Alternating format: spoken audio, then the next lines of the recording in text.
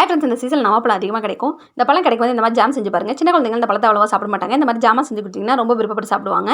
First நான் பழத்தை நல்லா கழுவி எடுத்துக்கிட்டேன். நல்லா பழுத்த பழமாக இருந்தால் இந்த மாதிரி நீங்கள் கையில் எடுத்திங்கனாவே அதோட சதை தனியாக கொட்டை தனியாக வந்துடும். ஃபுல்லாக இப்போ எல்லாத்தையும் எடுத்ததுக்கப்புறமா இந்த கொட்டையை மட்டும் கொஞ்சமாக தண்ணி விட்டு நீங்கள் நல்லா கை விட்டு பிசைஞ்சிங்கன்னா அதுலேருந்து கொஞ்சம் நமக்கு ஜூஸ் கிடைக்கும்.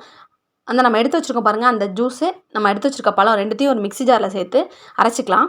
அரைச்சதுக்கப்புறமா நான் வடிகட்டி எடுத்துக்கிறேன். வடிகட்டினதுக்கப்புறமா இதை ஒரு கடாயில் சேர்த்து நல்லா கொதிக்க விடலாம். நல்லா கொதிச்சதுக்கப்புறமா இதில் நான் 1 கப் அளவுக்கு வெல்லம் சேர்க்குறேன். பழத்தோட டேஸ்ட்டை பொறுத்து வெல்லத்தோட அளவும் மாறும். நீங்கள் டேஸ்ட் பண்ணி பார்த்து வெல்லம் சேர்த்துக்கோங்க. வெல்லம் சேர்த்ததுக்கப்புறமா நல்லா கலந்து விட்டிங்கன்னா நல்லா கரைய ஆரம்பிச்சிடும் வெல்லம். நல்லா கரைய ஆரம்பிக்கும் போது கொஞ்சமாக அதில் ஏலக்காய் தூள் சேர்த்து நல்லா மிக்ஸ் பண்ணி விடுங்க. லைட்டாக கெட்டியாக ஆரம்பிக்கும் போதே அடுப்பு ஆஃப் பண்ணிட்டு 1 ஸ்பூன் அளவுக்கு லெமன் ஜூஸ் சேர்த்து மிக்ஸ் பண்ணி விட்டுருங்க. லெமன் ஜூஸ் சேர்த்ததுக்கப்புறமா உங்களுக்கு அந்த தொண்டை பிடிக்கிற மாதிரி இருக்க டேஸ்ட் இல்லாமல் இருக்கும். கடையில் வாங்குற ஜாம் மாதிரியே இருக்கும். இதை நீங்கள் வார்மாக இருக்கும்போதே ஒரு பாக்ஸில் மாற்றி வச்சுக்கோங்க. இதை நீங்கள் ஃப்ரிட்ஜில் தான் ஸ்டோர் பண்ணணும். 1 மாதம் வரைக்கும் இதை நீங்கள் யூஸ் பண்ணலாம். இதை ப்ரெட்டில் சப்பாத்திலாம் ஸ்ப்ரெட் பண்ணிக்கிட்டிங்கன்னா சூப்பராக இருக்கும். பாய்.